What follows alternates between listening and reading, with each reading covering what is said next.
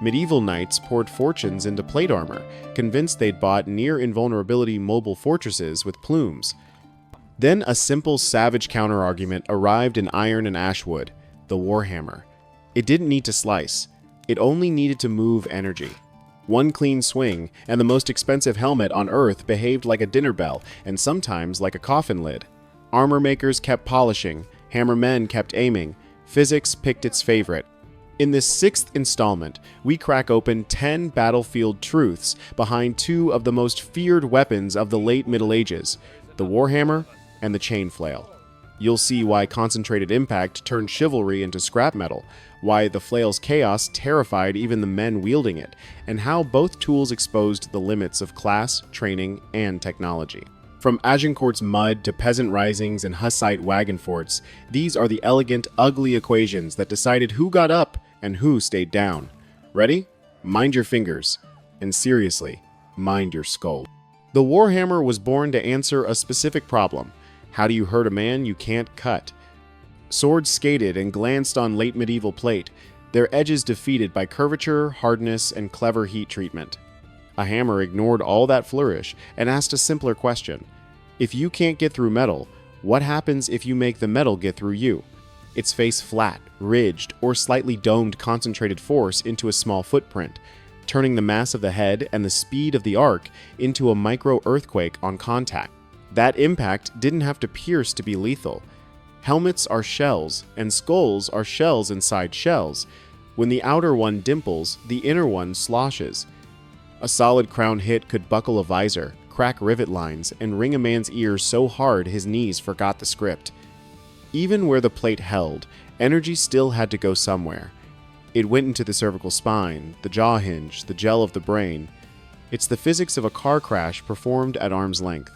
Add in the leverage of a long haft and the ability to hook and wrench with beak or spike, and you have a tool that ignored status and bit straight into human anatomy's least negotiable weaknesses. For smiths, the beauty was modularity.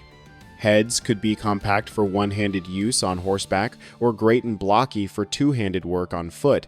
Faces could be fluted to bite, peened to grip, or subtly curved to slide after biting. Haft lengths let you choose your conversation. Close-in clinch and rip in a scrum, or long-armed bench press against a charging knight's head. The message beneath all those variants stayed the same. Mass times speed divided by area equals bad day. Nothing bruised aristocratic confidence like the sound of a hammer finding a helmet. Not the musical clang of blade on plate, but the nauseating crack thud of tempered steel dimpling over a human head. Knights began the day as tanks. Hammers made them dinner bells. Worse, armor that once felt like a shell of protection could, after a good hit, feel like a trap-buckled visor jamming shut, gorget biting the throat, dented breastplate shortening breath. That's why veterans called harness a personal coffin when the wrong opponent lined up.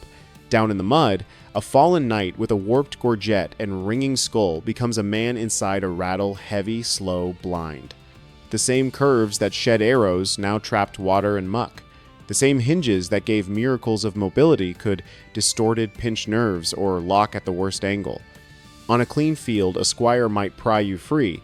In a scrum, the only thing prying is a stranger's beaked hammer exploring the seam at your visor. Psychology did the rest.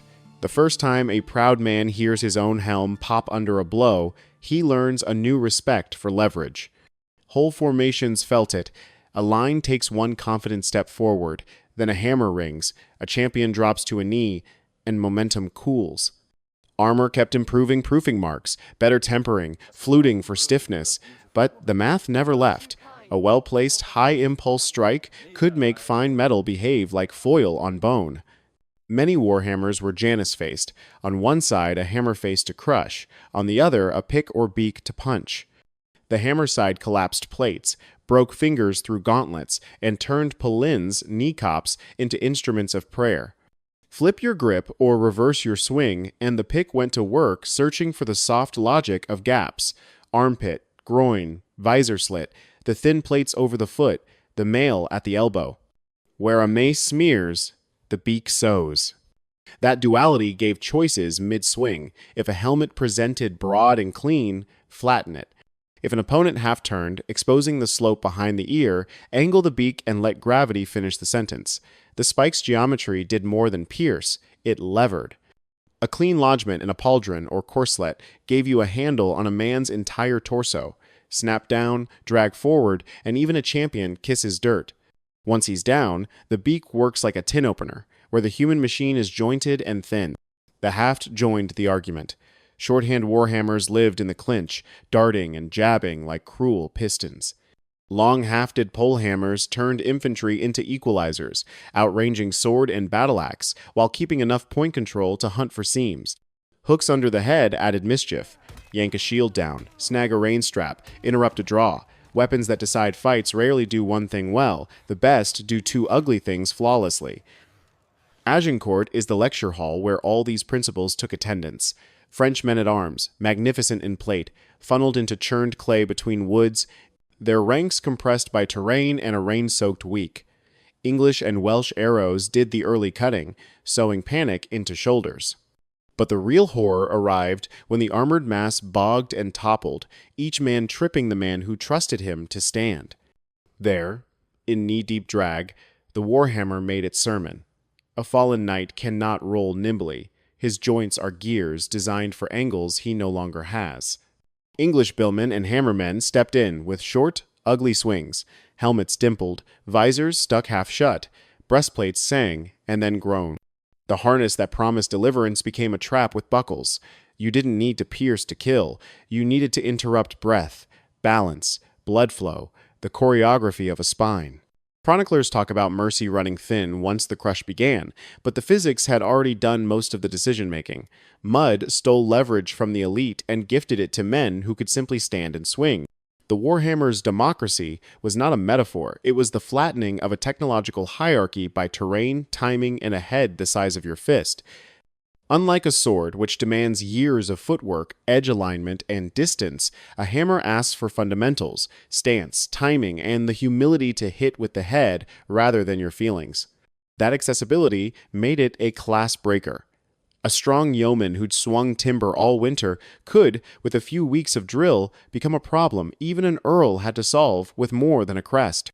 It also broke illusions. Plate was expensive not merely in coin but in confidence. It bought the belief that training and treasure insulated you. A hammer insisted on a brutal equivalence. Everyone's skull is made of the same math. On mixed battlefields levies beside household men-at-arms, this mattered. If your front rank could threaten the best enemy in harness, your second rank could breathe, and your third might hold. There was a reason city militias stocked poles and hammers. They purchased competence fast. You could teach a man not to overswing, to recover the haft along a shield edge, to step offline before striking. You could not, in a season, make him fence like a saint.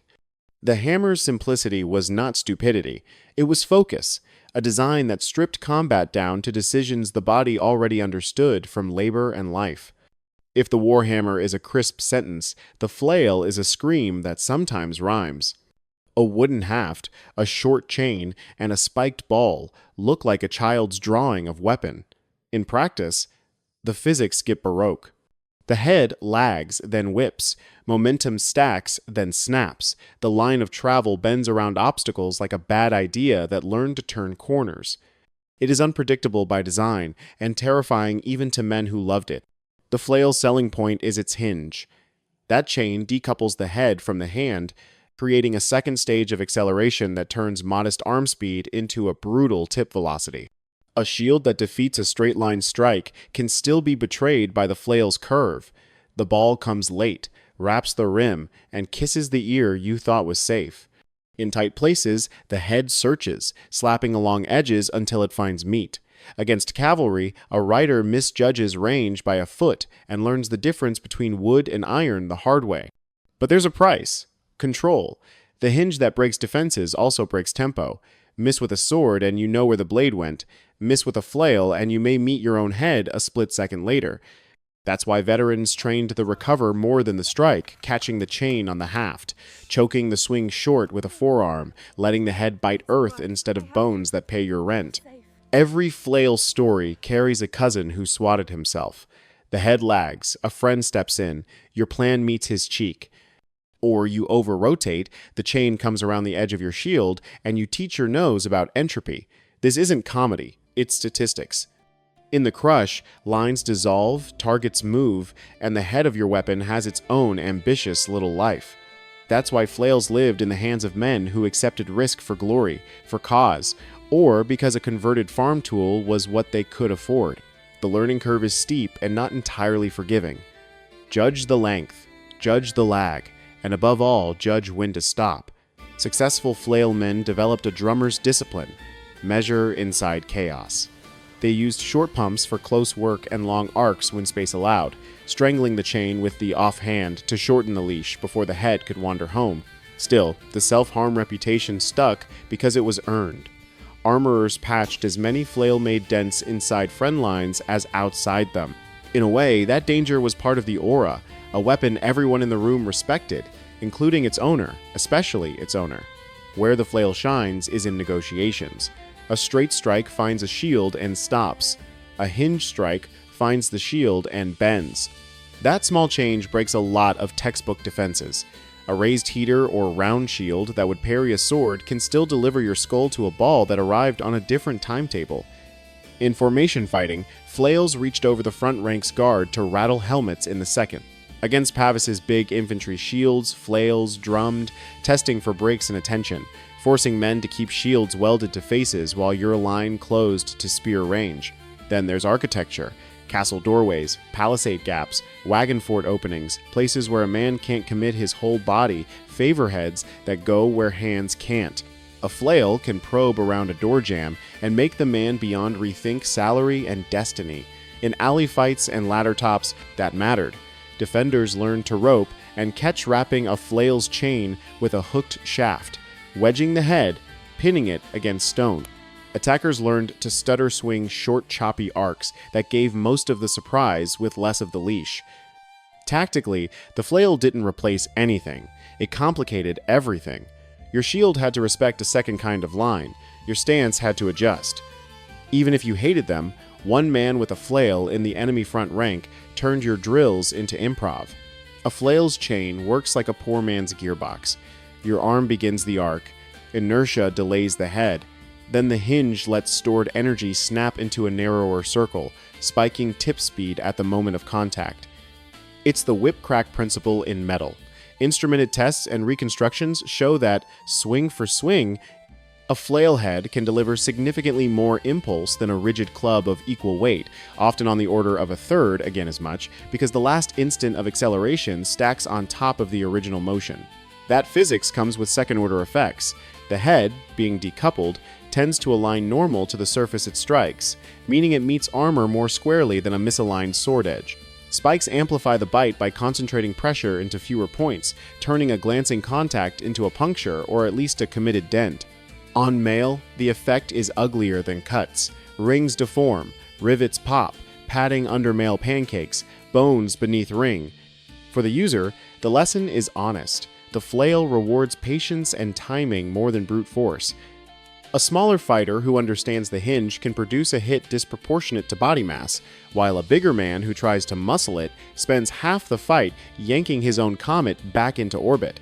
Few medieval weapons prove as cleanly that good mechanics beat raw brawn. The flail's family tree runs through the barn. Grain threshing flail's long staff, flexible knuckle, striking swipple already taught rural hands the rhythm of hinged impact. In Crisis, smiths shortened swipples, added iron bands or spikes, and birthed battlefield flails by the dozen. For peasants, that mattered. You could arm a village with the muscle memory it already owned. The Hussites of Bohemia made an art of this.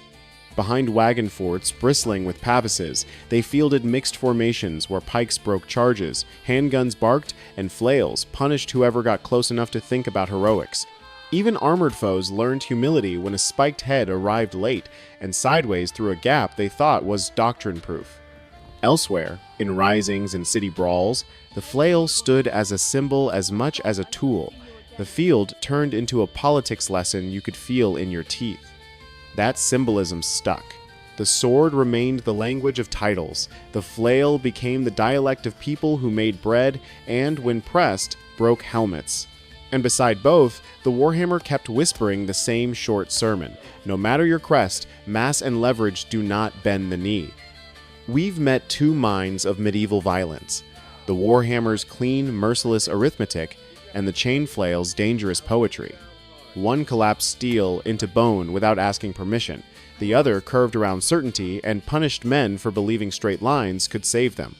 Together, they stripped away the illusion that money or manners could outrun physics. We've now climbed to 60 truths, and the pattern is loud. On real battlefields, the winners respected math first. Next episode, we go deep on specialization. The Goatin dog, cavalry killer of the Low Countries, and the Zweihänder, a 2-meter blade that parted pikes and courage in the same motion. If this tour made your visor feel a little tight, share it. Tell me in the comments, in a fight you didn't choose, would you reach for the Warhammer's certainty or the flail's chaos? Tap subscribe and ring the bell so you don't miss part 7. The forge is hot, the halves are oiled, and the next lesson has teeth. That spiked ball cares not for friend or foe. When the fighting starts, stay well clear of its reach, woman.